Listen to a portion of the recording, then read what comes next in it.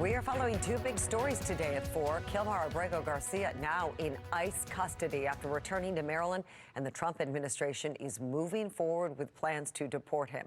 We're going to look into what's next in this case and hear from both Abrego Garcia and his attorney.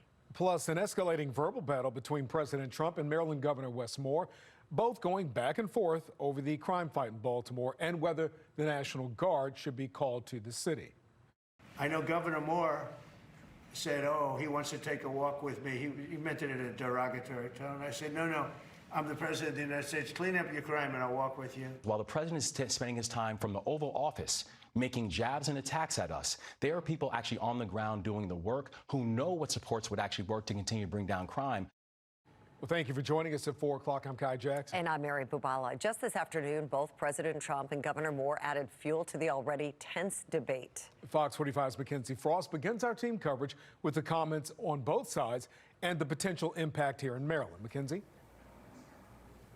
Yeah, Kai and Mary, from the Oval Office, once again, President Donald Trump is not shying away from keeping this feud alive. Now we're seeing as this back and forth continues, this political tension rises, and billions of dollars are on the line as Marylanders wait to see what happens. Governor Moore joins us now. Monday morning brought another appearance from Governor Wes Moore on national TV, this time on MSNBC, responding to President Donald Trump threatening to pull funding for the Key Bridge rebuild. For the president to make such an ignorant comment about how he gave us all this money, let's be clear and let's put a context on this, that on March 26th, a year and a half ago, we saw tragedy strike. The governor notes former President Joe Biden and Congress authorized funding to reconstruct the Key Bridge, not President Trump. But I hope he understands that the communities that are most hit by that are communities like Dundalk, which, by the way, are communities that actually voted for the president. But that technically won't stop the commander-in-chief from throwing around the possibility, according to political analyst John Deedy. This is Trump, so I would say it's in danger. And the president isn't done taking jabs at Governor Moore either. Baltimore is a horrible deathbed. It's a deathbed. I know Governor Moore said, oh, he wants to take a walk with me. He meant it in a derogatory tone. I said, no, I'm the president of the United States. Clean up your crime and I'll walk with you. In the Oval Office Monday, President Trump zeroing in on the issue of crime and the governor himself. But it's tremendous crime, but he was trying to be derogatory. He doesn't have what it takes. The president even claiming Governor Moore called him the best president of his lifetime when the two met last year at the Army-Navy game seen here in this photo. Every time I see him on television, he's knocking the hell out of me, but that's all right. That's called politics.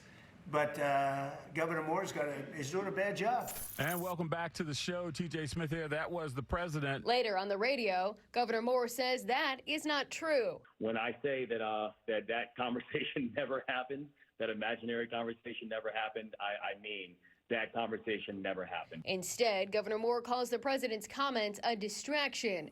But Deedy makes it clear as the fight continues, sooner or later, Trump's threats may turn into reality. Right now, we're definitely dealing with a situation where they poked the bear.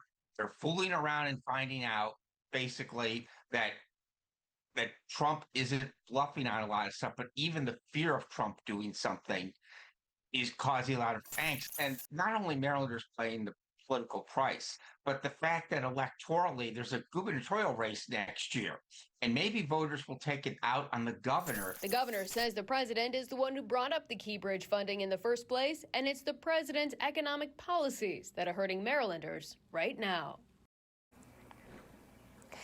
Now, right now, there's no word when or if the president will ultimately send in the National Guard to Baltimore, but political experts maintain that if this back and forth continues, the likelihood of that happening will get higher.